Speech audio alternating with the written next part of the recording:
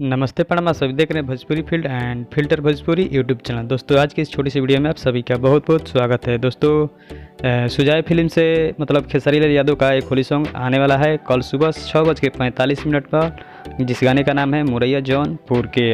गाना बहुत बेहतरीन है। गाने को लिखे हैं टुनटुन यादव और म्यूजिक से सजाए हैं आर्या शर्मा। और लीड एक्टर्स की बात करें तो इसमें रानी जी नज़र आने वाली है। गाना बहुत बेहतरीन है। खेसारी लाल यादव गाए हैं और ड्यूट में कविता यादव गाए हैं। दोस्तों गाना बहुत बेहतरीन है। कल सुबह 6:45 सुजाय फिल्म से ये सॉन्ग रिलीज होगा। होली स्पेशल सॉन्ग है। इन दिनों सारी खेसारी लाल यादव तो विवाद में रह रहे हैं, लेकिन बैक टू बैक गाना भी छोड़ रहे हैं। रिलीज होगा सुबह 6:45 पर।